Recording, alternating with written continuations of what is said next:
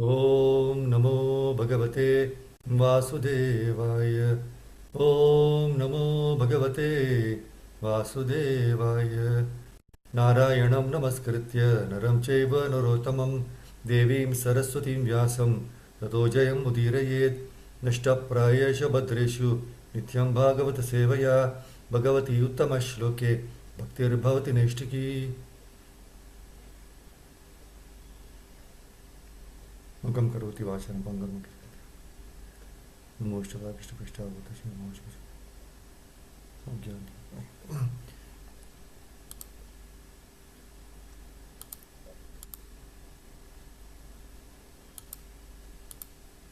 So today's chapter is 5th canto, 10th chapter.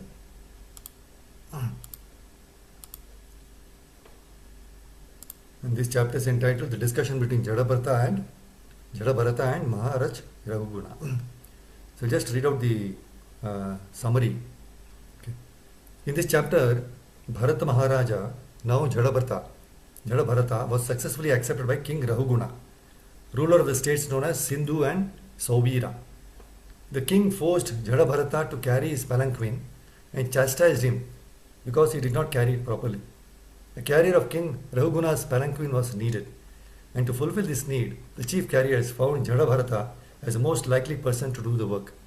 He was therefore forced to carry the palanquin. Jadabharata, however, did not protect this proud order, but humbly accepted the job and carried the palanquin.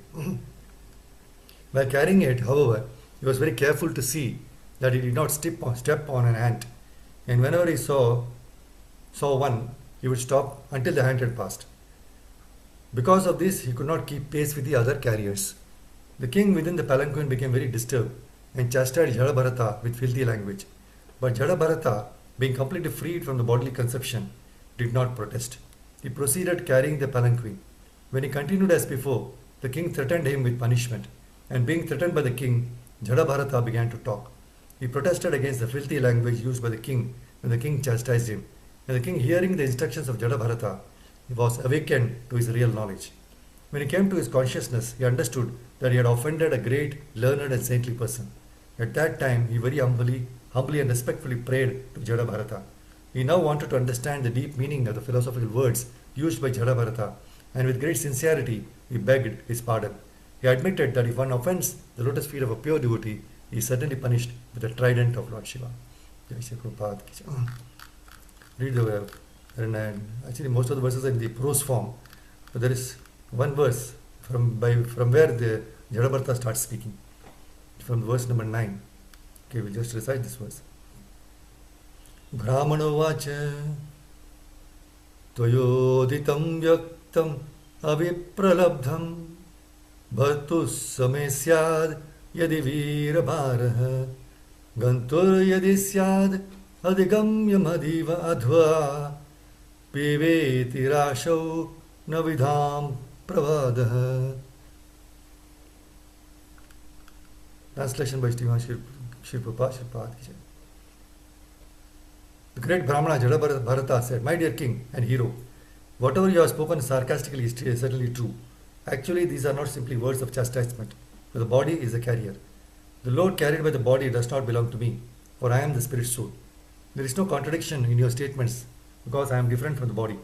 I am not the carrier of the palanquin, the body is the carrier. Certainly, as you have hinted, I have not labored at carrying the palanquin, for I am detached from the body. You have said that I am not the stout and strong, and these words are befitting a person who does not know the distinction between the body and the soul. The body may be fat or thin, but no learned man would say such things of the spirit soul. As far as the spirit soul is concerned, I am neither fat nor skinny. Therefore, you are correct when you say that I am not very stout. Also, if the object of this journey and the path leading there were mine, there would be many troubles for me. But because they relate not to me but to my body, there is no trouble at all." Purport by Shri Prabhupada. In Bhagavad Gita, it is stated that one who is advanced in spiritual knowledge is not disturbed by the pains and pleasures of the material body. Material body is completely separate from the spirit soul, and the pains and pleasures of the body are superfluous. The practice of austerity and penance is meant for understanding the distinction between the body and the soul, and how the soul can be unaffected by the pleasures and pains of the body. Jadabharata was actually situated on the platform of self-realization. He was completely aloof from the bodily conception. Therefore, he immediately took this position and convinced the king that whatever contradictory things the king had said about his body did not actually apply to him as a spirit soul.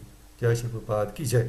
Om Gyantamrandasya Jnananjana Shanakaya Chakshurmritam Yena Tasmai Shri Gurave Namaha Shri Chaitanya Manobishtam Stapitam Yena Bhutale Swayam Rupakada Mahyam Dadati Subhadantakam Vandayam Shri Guru Shri Tapadkamalam Shri Guru Vaishnavamsya Shri Rupam Sagar Jatam Sagan Raghunatham Vidam Tam Sajivam Sadvaitam Savadutam Parijan Sahitam Krishna Chaitanya Devam Shri Radha Krishna Padahan Sagan Lita Shri Vishaka Avdhamsya He Krishna Karuna Sindhu Dinabandhu Jagatpate Gopesha Gopika Kanta Radha Kanta Namostute Tapta Kanjan Gaurangi Radhe Vrindavaneshwari Vrishabhanasute Devi Pranamami Haripriye Mancha Kalpatarubhescha Kripa Sindhu Vacha Patitanam Pavanebhyo Vaishnavebhyo Namo Namaha Jai Shri Krishna Chaitanya Prabhu Nityananda Shri Advaita Gadadhara Shivasari Gaura Bhakta Vrinda Hare Krishna Krishna Krishna Hare Hare Hare Rama Rama Rama Hare Hare Yanta Pravishya Mamavacha Vima Prasuptam Sanjeevayate Kila Shakti Dharasvadamna Anyam Chahasta Charana Shravanatvagadim Prana Namo Bhagavate Vurshaya Tubhyam Mukam Karoti Vacharam Pangam Langayati Girip Yatkapatamam Mande Pravananda Matam Namo Vishnu Vishnu Bhutale Shri Mahashya Samudinavani Namo Vishnu Vishnu Jai Sri Krishna Jai. So Hare Krishna, Prabhu's Mataji, thank you very much for keeping your appointment with Krishna today, 28th of February 2026. So the chapter we will be discussing, 5th canto, 10th chapter, and 13 verses, 1 to 13. So we just saw Jada Bharata, right? Now who is Jada Bharata? So let us know the background. See, Maharaj Bharata was the son of King Rishabdeva. Okay. And Srimad Bhagavatam says how when he inherited this planet from his father, he ruled it in such a very exemplary manner, right? That the whole planet, which was earlier called as Ajanaba, was renamed as Bharatavarsha. Now Maharaj Bharata was a very pious and a very devoted king. He was obedient to his father, very immaculate in his spiritual duties, very devoted to Supreme Lord Krishna, and he performed various kinds of sacrifices for the Lord's pleasure. So, after ruling this planet for the destined time, he then gave this kingdom to his sons and he left for Haridwar. And there he stayed in Pulaha Ashrama for spending the remaining days of his life in meditation of the Lord. In fact, Bhagavatam 5th canto, 7th chapter tells us how Bharata Maharaj was constantly engaged in thoughts of the Supreme Lord. And as a result, symptoms of ecstasy also manifested in his body. He was completely engaged, absorbed in Krishna consciousness. But even in that, see, just think about it. Even in that sattvic environment of forest life, there was some distraction for Bharata Maharaj's devotional life. One day, when Bharata Maharaj was meditating on the banks of river Gandaki, a pregnant doe happened to come there to drink water. So at that time, hearing a loud roar of the lion, the doe became afraid, okay, and in a hurry jumped across the river to reach the other bank for safety. And while she jumped, the baby deer fell from her womb, fell into the flowing waters of the river. So she was so much distressed, right, by the thought of miscarriage and separation from her flock. So the doe immediately died. Now Bharat Maharaj's meditation was disturbed by this incident. In Srimad Bhagavatam, Shukadeva Goswami explains how Bharata Maharaj started developing more and more attachment for the deer. So after saving it from the drowning, right, he brought it to his ashram and began to feed it. And when he had to go to collect the paraphernalia for worship from the forest, Bharat Maharaj thought that deer might be harmed by any ant, any wild animals. So he began to carry it along with him wherever he went. So he began to eat and sleep with the deer. In case of Bharat Maharaj, attachment appeared in the form of a baby deer. Srila Prabhupada very beautifully mentions in 5.8.13, one who is serious in advancing in his spiritual life, he should be very cautious not to become attached to anything but Krishna. That's why in 5:27, Sukadeva Goswami is explaining, at the time of death, Bharata Maharaj saw that the deer was sitting by his side, exactly like his own son, and was lamenting his death. Actually, the mind of the king was absorbed in the body of the deer. And so, like those bereft of Krishna consciousness, no, he left the world. The deer, right? Metal body acquired the body of a deer. But however, there was one advantage. Although he lost his human body and received the body of a deer, he did not forget the incidents of his past life. Bhagavad Gita 8.6 says, right? Yam yam vapi smaran bhavam tejati ante kalevaram tam tam evaiti kaunteya sada tad bhava bhavita. Whatever state of being one remembers when he quits his body, that state he will attain without fail. See, normally, when we die thinking of some animal, we may get the body of the animal. But we will not remember our past life, correct? But in case of Bharat Maharaj, because of his sincere devotional activities which he did in the beginning, Krishna allowed him to remember his past life even in the body of a deer. This is causeless mercy of Krishna towards his devotees. Srila Prabhupada very nicely explains in 5.826, Maharaj Bharata purposefully became over addicted to the deer and neglected his spiritual advancement. So to immediately rectify the mistake, for a short time he was awarded the body of a deer. So this was just to increase his desire for mature devotional service. What a wonderful statement, right? Maharaj Bharata purposefully became over addicted to the deer, right, and neglected his spiritual advancement. But Prabhupada says, to immediately rectify his mistake, that's a mistake, right? To immediately, for a short time, he was awarded the body of a deer. This is called Krishna's mercy and arrangement. So this was just to increase his desire. This is the point to understand. This was just to increase his desire for mature devotional service. See, after death, when we get a new body, we don't carry the memories of previous life. But because of his rigid devotional practice, Krishna mercifully gave him the ability to remember his past life even in the body of an animal. Life of elephant, Gajendra is another example, correct? So in the case of Bharata Maharaj, the remembrance of his past life was very fruitful because it led to repentance of his mistake and increase in intensity of his devotion to the Supreme Lord Krishna. So repentance and increase in intensity. That's why in Bhagavatam 3:31-13, the child in the womb, Jantu's prayers we see, child in the womb also very nicely mentions in his prayer, Atapyamana hridaye avasitam namami. The Lord is perceived in the repentant's heart. See, in 5.829, Prabhupada explains how the life of Bharata Maharaj is a very good lesson for all of us. Prabhupada says, if we misuse our position, if we misuse our position and think that we are fully engaged in devotional service and can do whatever we like, we have to suffer like Bharata Maharaj and be condemned to accept the type of body that will impair our devotional service. So only the human form is able to execute devotional service. But if we voluntarily give this up for sense gratification, we certainly have to be punished. So Bharata Maharaj had attachment only to deer. Bharata Maharaj had attachment only to deer.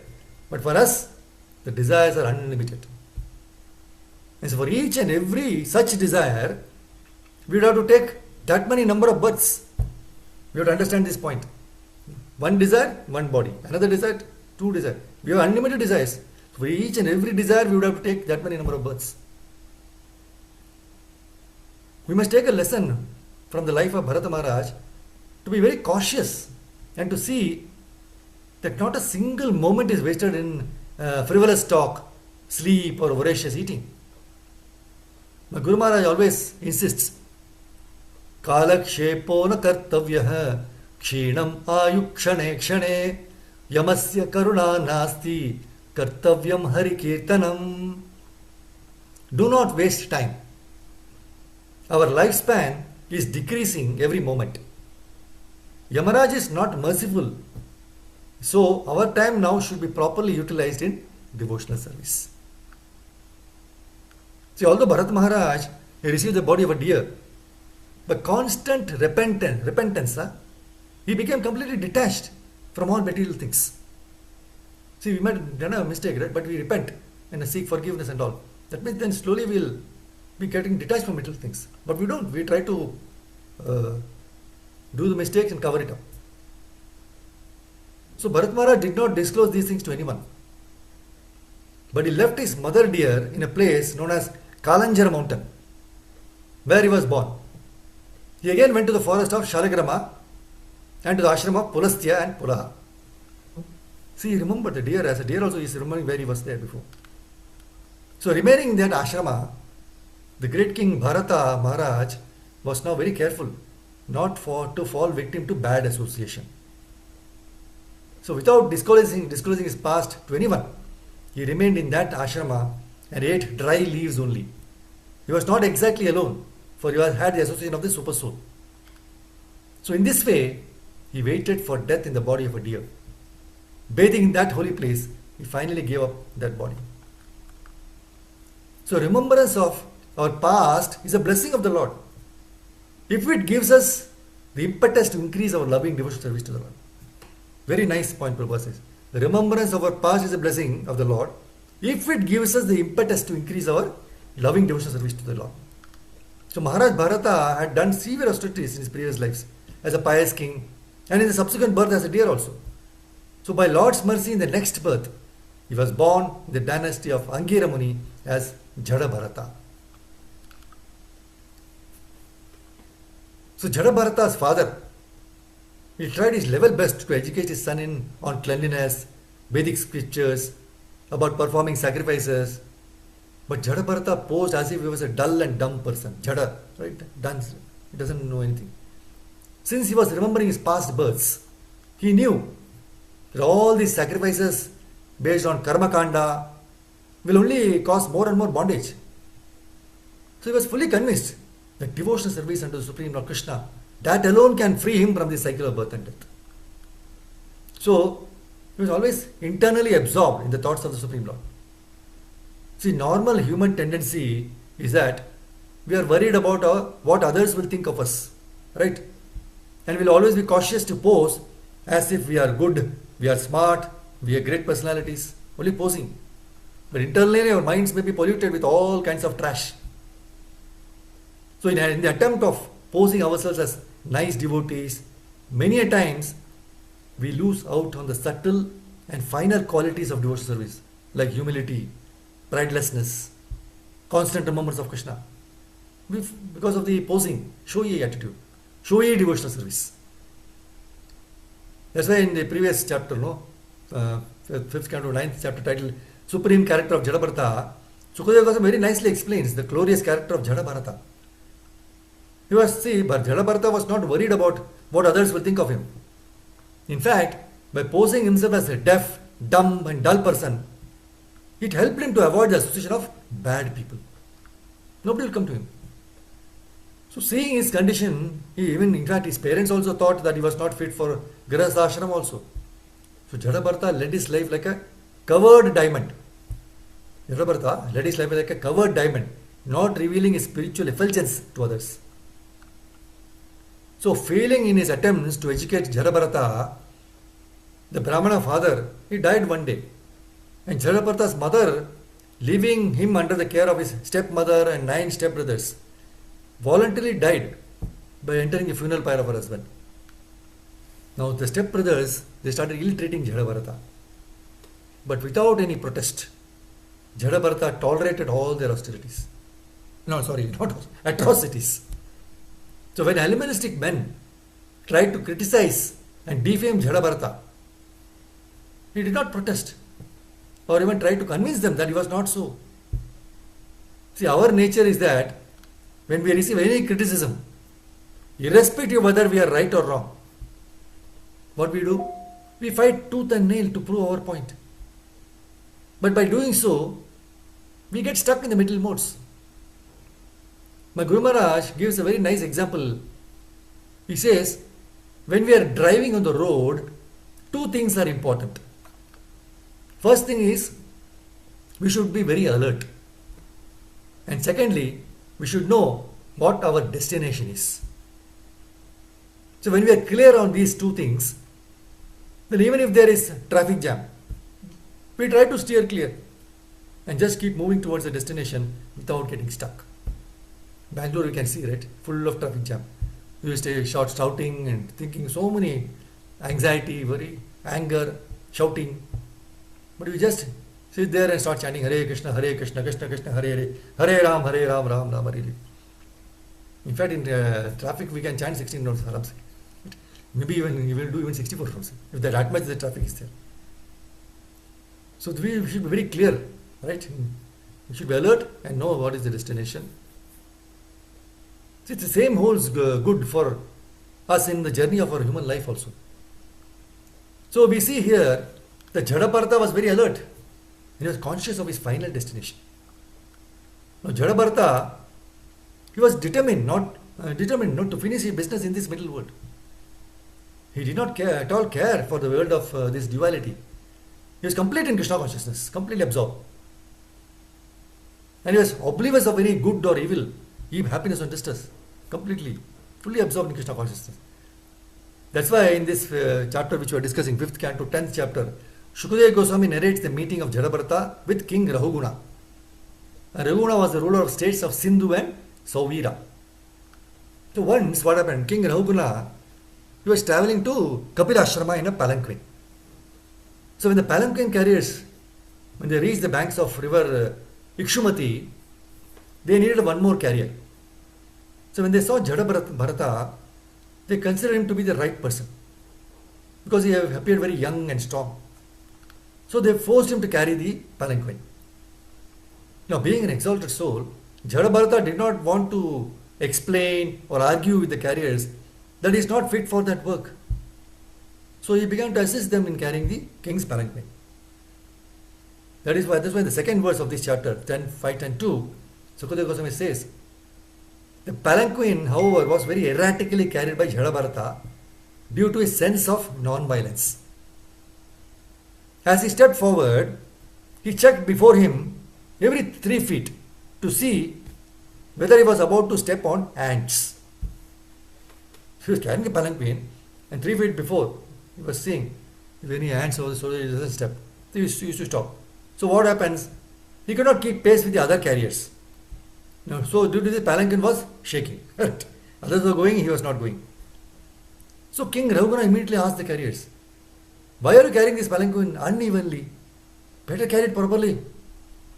Now Jadabharata, being a devotee of Supreme Lord Krishna, he did not want to harm even the ants while walking. Whereas other carriers were not so mindful, right? So as a result of all of them, they were not walking in pace equally. So the shaking of the palanquin, it made King Rahuguna very angry.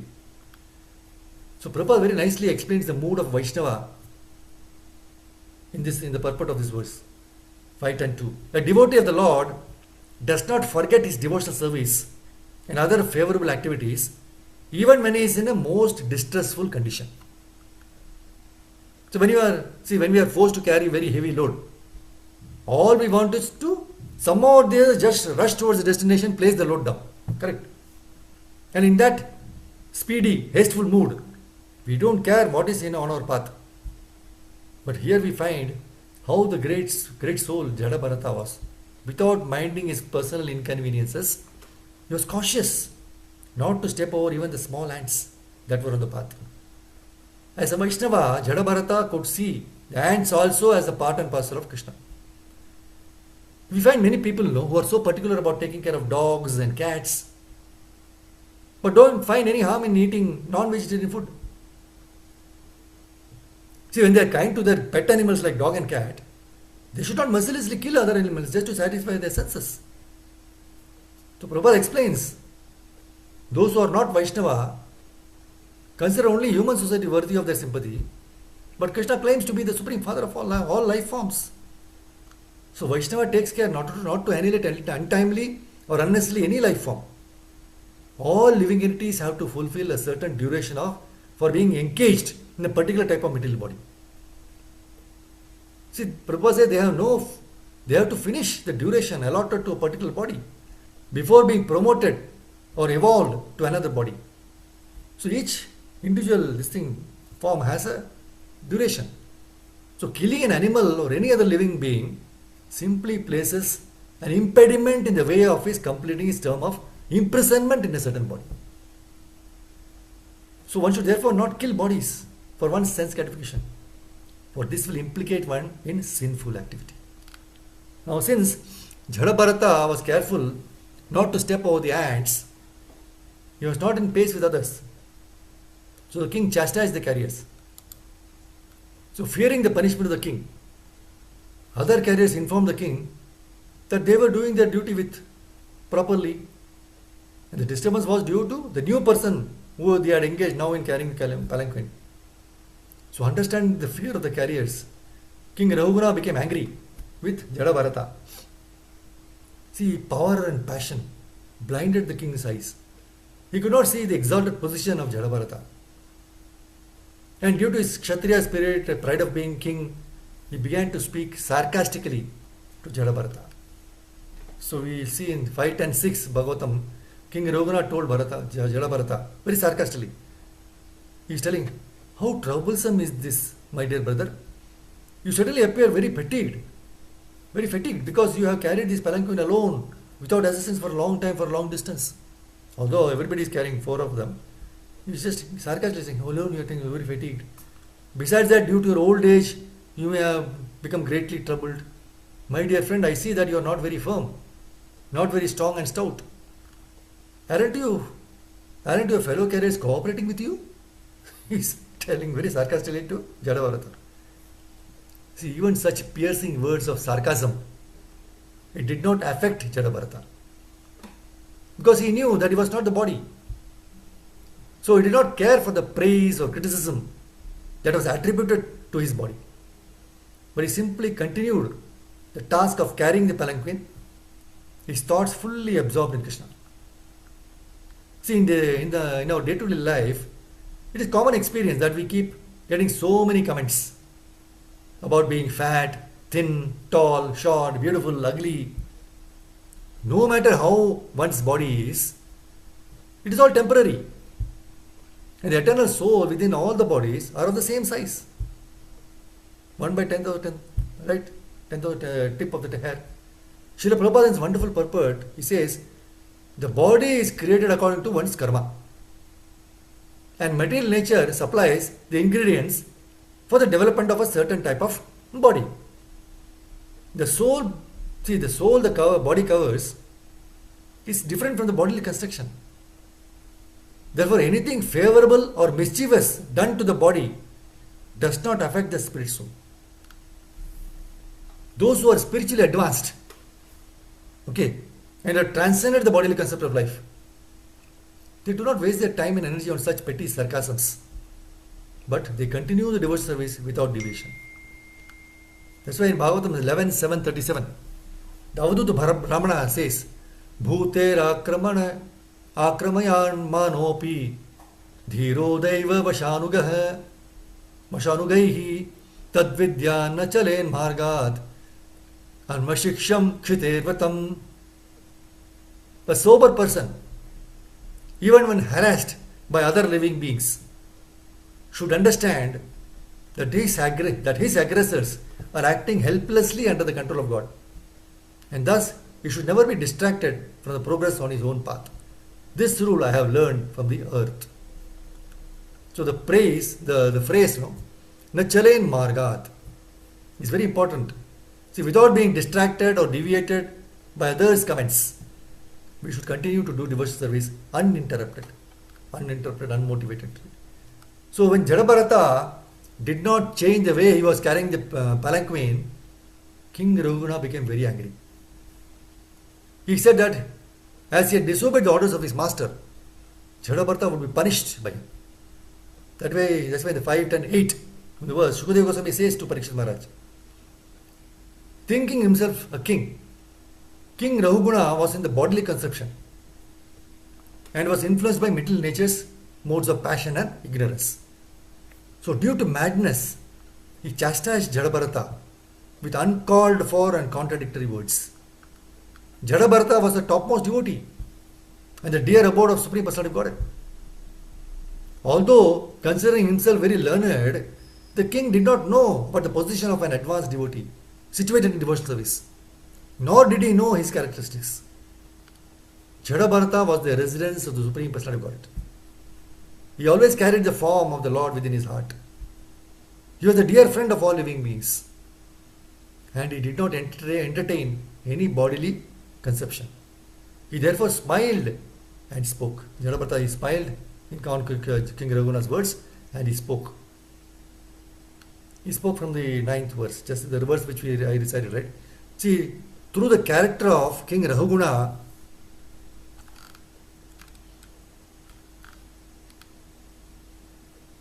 5, 8, 10, 8 words, no? It gives a nice idea on the symptoms of an angry person. When we are angry, three things happen. The three things are there, right? When we speak nonsense, we speak nonsense. When we are angry, we speak nonsense, abaddam. Then secondly, we are proud of our position. Naradeva abhiman. And third, maddened, maden. By anger, maddened by anger, we fail to realize to whom we are speaking and what we are speaking. Tiraskrita. So we speak nonsense when we are angry. We are proud of our position even when we are angry. And we are maddened by anger. And we fail to realize to whom we are speaking and what we are speaking. See, the Bhagavatam way of dealing such angry people. The first one is symptoms of angry by King Raghunath. What are the, when we are angry, what are the things we do? And the Bhagavatam way of dealing with such angry person is shown by Jada Bharata, who is glorified as 6 points are there. Bhagavan, spiritually most powerful.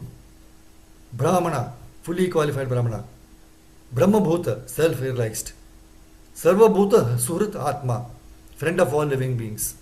Yoga Ishvara, the most advanced yogi. And Vigata Smayaha, free from all material pride. So the words Bhagavan, Yogeshwara, etc. are usually used to describe Supreme Lord Krishna. But here we find Shukadeva Goswami is describing Jada Bharata with these words on account of his being completely surrendered to Supreme Lord Krishna. So Srila Prabhupada has beautifully translated the word Bhagavan in this verse as spiritually most powerful. So when our sadhana is weak, we easily get disturbed by lust, anger, greed. But sincere sadhana itself is a great opulence for pure devotees. Just like how a compassionate doctor smiles at his diseased patient and begins his treatment, the saintly Jada Bharata smiled at King Rahuguna and began his treatment. So we are meditating on the conversation between King Rahuguna and Jada Bharata. So hearing the chastisements of King Rahuguna, Jada Bharata begins to answer, right? So we'll see. We just saw on the 9th, just share the screen, 9th verse.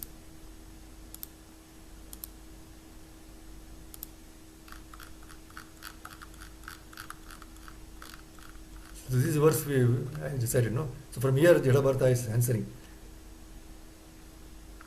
In the 10th verse, he says, fatness, thinness, bodily and mental distress, thirst, hunger, fear, disagreement, desires for mental happiness, old age, sleep, attachment for mental positions, anger, lamentation, illusion, and identification of the body with the self are all transformations of the mental covering of the spirit soul. A person absorbed in the mental bodily conception is affected by these things. But I am free from all bodily conceptions. Consequently, I am neither fat, nor skinny, nor anything else you have mentioned. If we just see these words, we always relate with, because we are in bodily consciousness, fatness, thinness, bodily, mental distress, thirst, hunger, fear, disagreement, right? All these things. Purport, Narottam Das Thakur has sung, Deha Smriti Nahi Yara, Samsara Bandhana Kahantara. One who is spiritually advanced has no connection with the body or the bodily actions and reactions. When one comes to understand that he is not the body and therefore he is neither fat nor skinny, one attains the topmost form of spiritual realization. When one is not spiritually realized, the bodily conception entangles one in the material world. At the present moment, all human society is laboring under the bodily conception. Therefore, in the Shastras, people in this age are referred to as Dvipada Pashu. Dvipada Pashu means two-legged animals. So you can take this word, right? Dvipada Pashu, two-legged animals.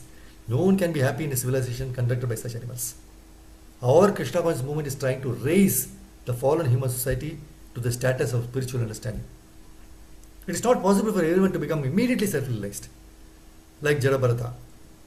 However, as stated in Srimad Bhagavatam 1-18, Nashta Prayesha Bhadreshu Nityam Bhagavata Sevaya. Right? By spreading the Bhagavata principles, we can raise human society to the platform of perfection.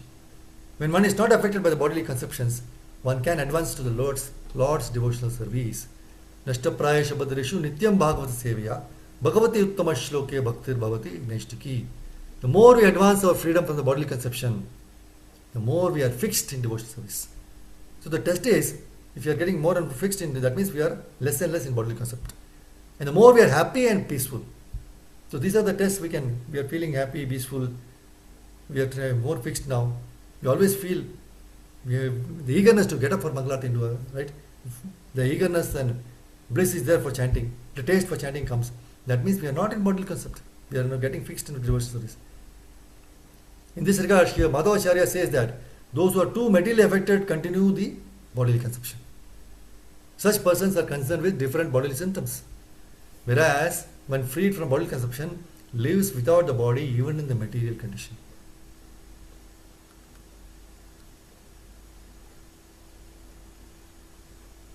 So very, very important. The bodily concept of life, we are always there. As a Prabhupada also in every lecture, no? We are not this body, we are spirit souls. So when devotee disciple asked Prabhupada, every lecture you are telling this, he said, have you understood that this point, that we are not this body? No. Then I will continue telling it. Krishna right in the beginning, the Bhagavad Gita says, we are not this body, we are spirit souls. But we are still continuing it, right? So the chastisements of king. So Jadavarta was physically strong. Although he was strong, the king had criticized him, saying that he was neither stout nor strong, and he was unable to carry the palanquin properly. So he was shouting at him. So in response to this, Jadavarta, he appreciated the king's words as true, and he considered himself as a soul and not associated himself with his body. The size of the soul is 1/10,000th part of the tip of the hair. So words like fat, thin, youth, old age don't apply to the soul. So he told the king that the body was actually a carrier. Body was a carrier and it was not him. Since he did not associate himself with the body, he was not affected by the chastisements of the body. The king was very proud that he is the master. And Jadavarta, in spite of being his servant, was behaving like a living dead. So to clarify this statement, he was telling him living dead. The king was telling to Jadavarta. So to clarify this statement, Jadavarta says in 5:10-12, my dear king, you have unnecessarily accused me of being dead, though alive. In this regard, I can only say that this is the case everywhere, because everything material has its beginning and end. Beginning and end is there. As far as you are thinking that you are the king and master, and therefore trying to order me, this is also incorrect, because these positions are temporary. Today you are a king and I am your servant, but tomorrow the position may be changed. You may be my servant and I am your master. So these are temporary circumstances created by providence. Since soul is eternal and body is temporary, Jadabharata appreciated the king for calling him as a living dead. My Guru Maharaj used to say that every criticism has a grain of truth in it. So here we find that Jadabharata, instead of rejecting the king's statement as false and incorrect, tried to see the truth in the criticism. He then said that not only is his material body temporary, but the designations associated with the body are also temporary.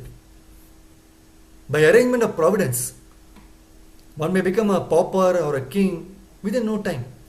So these positions in the material world are temporary. So what is the point in being proud of these things? So in the wonderful purport, Prabhupada says, Actually, no one is master within the material world. For everyone is under the control of the material nature, and which is under the control of the Supreme Personality of Godhead. Therefore, the Supreme Personality of Godhead Krishna is the ultimate master.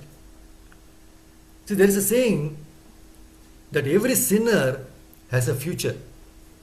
Every sinner has a future, and every saint has a past. So even from the spiritual point of view, we should never become proud of our spiritual progress. The mercy of the spiritual master and Vaishnavas helps a sinful person to overcome his or her bad tendencies and become saintly in behavior. But after obtaining the mercy from the spiritual master, if we misuse it by looking at others' sins and criticize, then we'll be back to the material rut.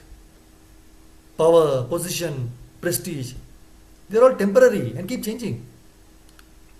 See, our only eternal designation is that we are servants of Krishna. Dasanudasa. And when we remember this truth and perform devotional service without deviation, our destination is secure. King Rahuna had used many inappropriate words to scold the saintly Jadabharata. He had told that Jadabharata was a rascal, crazy, dull fellow, and that by proper punishment, the king would bring him back to his senses. So in response to this, Jadabharata said, how in reality, a madman can never be brought back to his senses, even when he is given any kind of punishment. That's why Shukadeva Goswami in the 14th actually verse he says, O Maharaj Parikshit, when King Raghugana chastised the exalted devotee Jadabharata with harsh words, that peaceful, saintly person tolerated it all, he replied properly. He says, nescience is due to the bodily consumption. Our ignorance is due to bodily consumption. Jadabharata was not affected by this false conception. So out of his natural humility, he never considered himself as a great devotee. And he agreed to suffer the results of his past karma. This is a mood we should have, right? He is very humble. He never considered himself as a great devotee. And he agreed to suffer the results of his past karma. So like an ordinary man, Jadabharata thought that by carrying the palanquin, he was destroying the reactions of his past misdeeds. Thinking in this way, he began to carry the palanquin as before.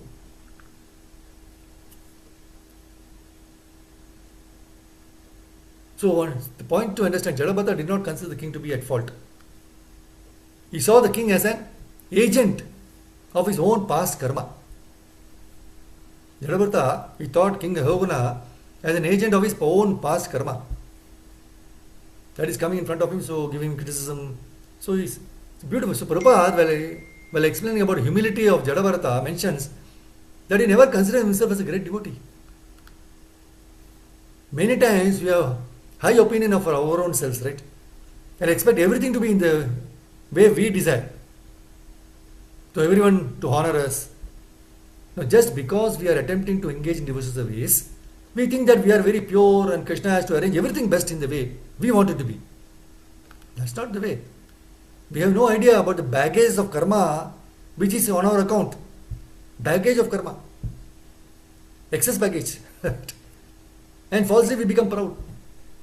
We don't realize that whatever good we are experiencing in this life is also costless mercy of Krishna.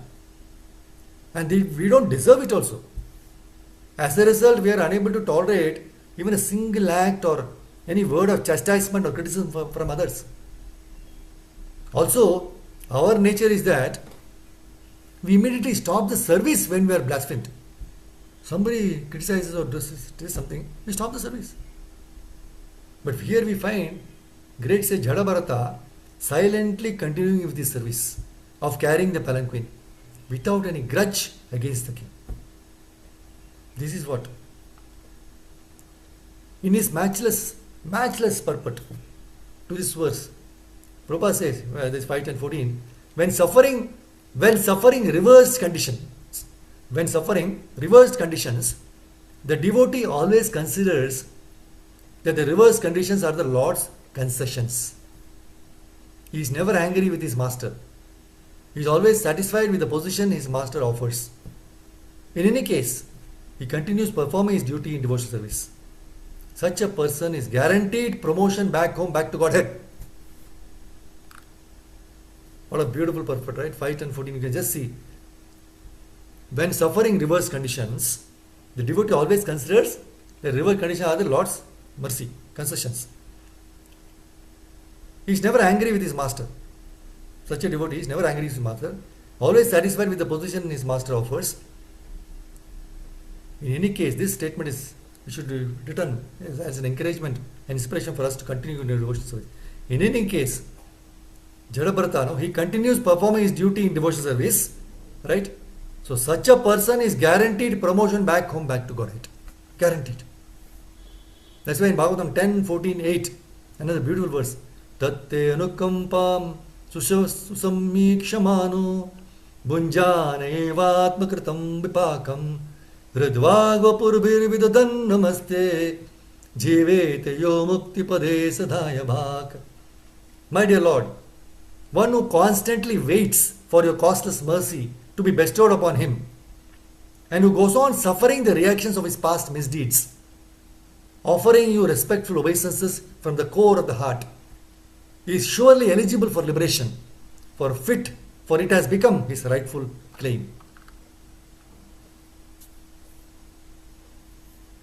So Sukadeva Goswami is now telling to Maharaj Parishit, the king of the Sindhu and Sauvira states, Maharaj Raghuna, he had great faith in the discussions of the absolute truth. So being thus qualified, he heard from Jadabharata that philosophical presentation which is approved by all scriptures on the mystic yoga process and which slackens the knot in the heart.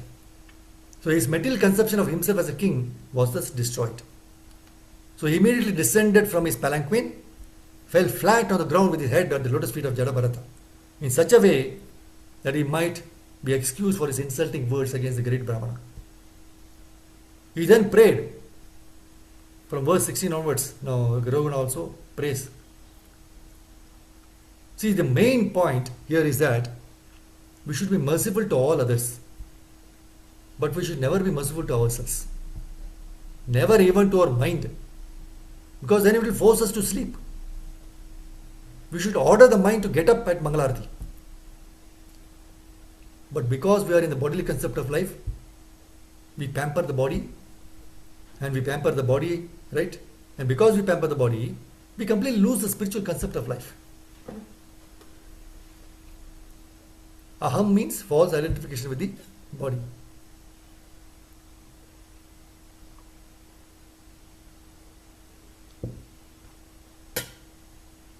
So being devotee of Krishna, we don't identify with the body.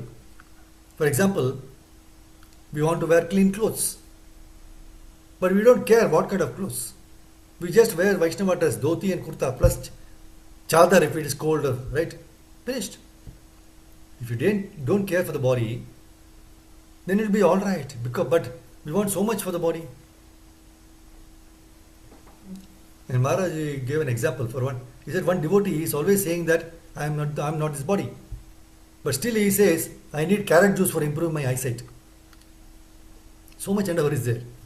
So I have to get a juice machine just for the sake of these small round balls. As soon as you pamper, then you will sleep in the bed. And as soon as you get up, you will take medicines. See, one thing we should always remember, not to pamper ourselves.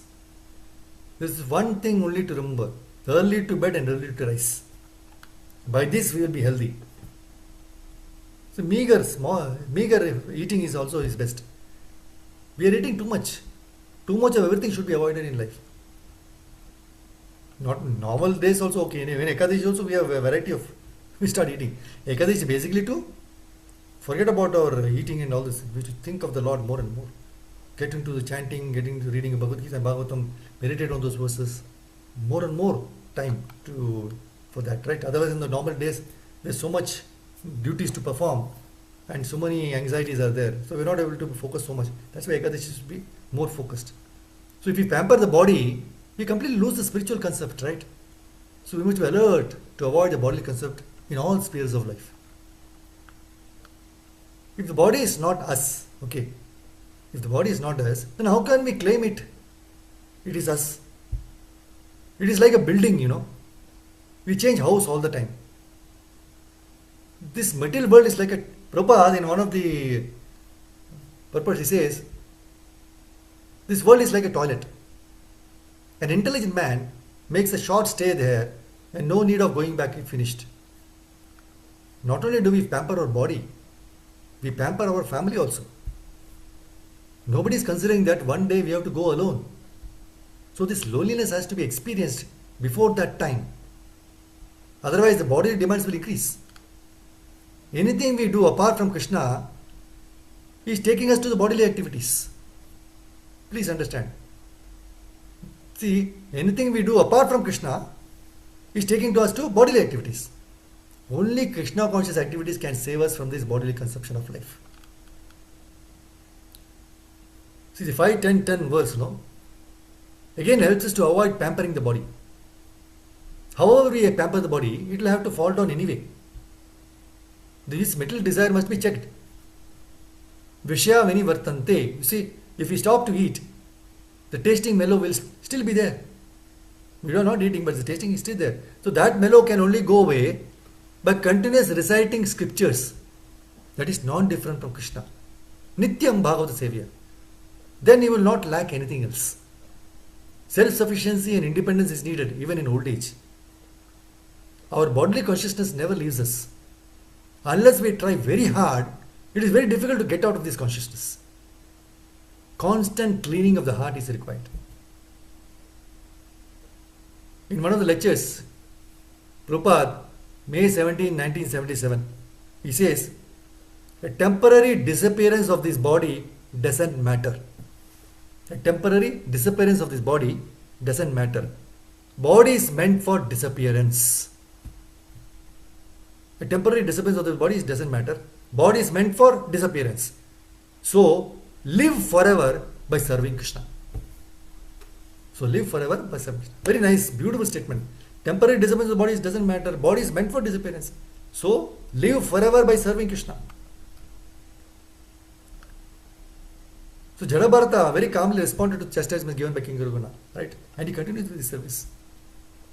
So, King Raghuguna, by hearing the response of Jada Bharata, King Raghugana could realize that he was not an ordinary soul. So King immediately got down from the chariot and bowed down in front of Jada Bharata. In fact, he noticed the sacred thread in Jada Bharata's body. So he inquired with great respect as to who he was. King could understand that Jada Bharata, like a hidden diamond, was moving around the world like a dumb person, in spite of being a highly elevated spiritual soul.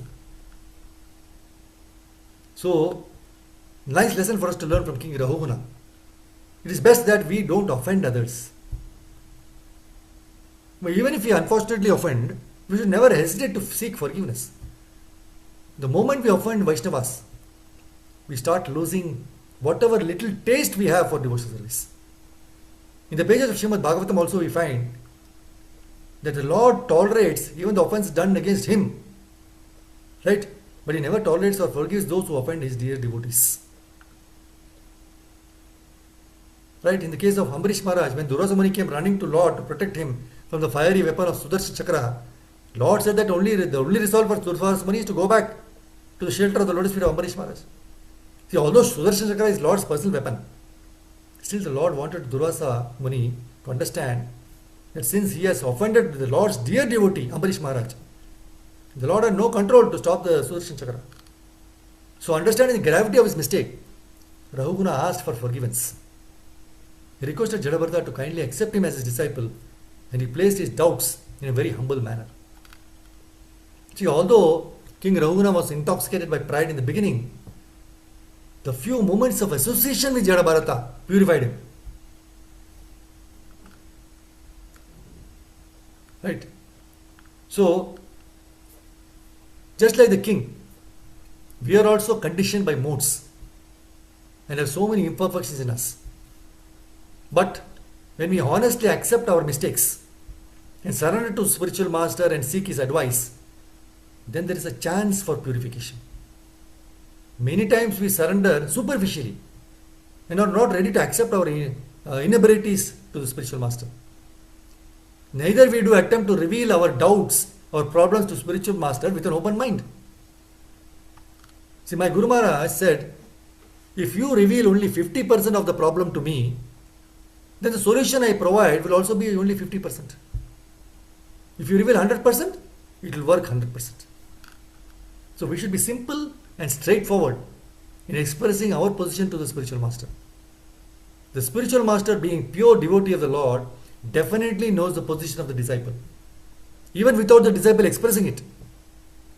But we will get solution to our problems only to the extent we surrender to Guru. So King Rahuguna very humbly asked few questions to Jadabharata. O spiritual master, what is the most secure shelter in this world? First question. What is the most secure shelter in this world? Second, how can I advance in spiritual life? Third, although the soul is different from the body, does not soul suffer from the pains and pleasure of the body? And fourth, although relationship between king and subjects, master and servant are not eternal, is it not the duty of master or king to punish the subject or servant when they make mistakes? So these four questions very humbly asked. The answers we will see in the next week when the class is taken. So I'll stop here. Thank you very much for Matajis. Hare Krishna. Vancha kalpatarubhyacha kripa sindhubhayavacha patitanam pavanebhyo vaishnavibhyo Anantaguru Vaishnavanda ki jai.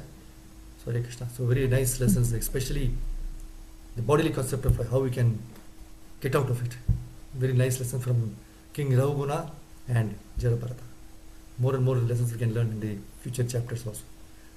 Please go through it. Hare Krishna. I'll stop here. Hare Krishna. If you have any questions or anything to share, any points you felt very useful for you to put it into daily practice, you can share. Hare Krishna. Hare Krishna, Prabhuji. Thank you for a wonderful class. Here, Bharata, when he became a deer, he was already conscious of the fact that he had made a mistake, and he was in full consciousness of God. No, Prabhuji? Yes, correct. Yeah, so when going by this verse, yam vapi smaran bhavam, he was in that consciousness that he should not again get distracted. And then why did he get another human body instead of going away back to Godhead? Sada tad bhava bhavita, he was already in that bhava of God. No. Only in the human form of when you do the devotional service, no, then only you can go back to God. Right? It's all Okay, Krishna's that mercy. Right? Ultimately, yes. it's Krishna's mercy. So he had to take the body the human form because he was King Bharata. See, Gajendra is we might talk about Gajendra. He said he was also King Indratumna, and in the Gajendra's in the eternal form he was taken back to God. But it's all Krishna's mercy based on him. So the mercy of the deer to remember those previous janma, that is Krishna's mercy. We are not able to remember. In a human form also, we are not able to remember previous things, right? Yes. So unless Krishna's mercy is there, so we have to actually, I think we're reading on Bhagavatam, I think the third canto, 33rd chapter, which we were discussing. You're reading, yes. Why we are chanting now? How come we are chanting the Hare Krishna mantra? We are able to take the beads in our hands. Because it says, Prabhupada says in one of the purports, because we have already done the study the Vedas, we have already gone to pilgrim places, we have already done all the pious activities in your previous janmas. That is the reason we are able to chant in this janma. So that means that is also an explanation of, at least we will remember, definitely we have done something wonderful in your previous janmas. How many lakhs of janmas, we have cockroach, so many things, but how many janmas we have taken and done some wonderful, beautiful things which Krishna is pleased with us and he has mercifully given us this human form. And also to chant Hare Krishna Mantra. So now we can go back and back. That's the same way. So it's ultimately it's Krishna's mercy, Mataji. Yes, Prabhuji. Thank you, Prabhuji. Hare Krishna. Thank you very much. Thank you, Hare Krishna. Okay, thank you, Bruce Mataji. Hare Krishna, Prabhuji. Beautiful class, wonderful. Really had a nice time hearing to you, Prabhuji. Thank you very much. Gurudev ki jai. Hare Krishna Hare Prabhuji, Krishna Dandavat Hare Pranam. Prabhuji, Thank Krishna, you Dandavat so Prabhu. much. Pranam. Thank Gurudev. you Thank so you, much, Bhakti. Prabhuji. Hare Krishna, Hare Prabhu, Krishna. actually, there is no other character like Jata Bharata in this Bhagavatam, Prabhu. Correct. Because with all this thing, and another thing is with all our garbage, stinking garbage in our mind, we still attached to this materialistic world is what is True. perplexing. True. That's true, bro. We're trying our level best, but definitely, before we can just introspect ourselves before coming to Yes, Krishna sir. consciousness, how we were and how we are now. Definitely, there is a change. Nothing to worry. Sure. Hare Krishna. Thank you, bro. Hare Krishna. Thank you, Praise Mataji. Yes, I'll stop here now Hare for the Krishna, Prabhu. opportunity. Dandavat Pranam. Thank you, Prabhu. Thank you so much. Hare Krishna. Hare Krishna Prabhuji, thank Hare you. Krishna, Thank you. Prabhuji.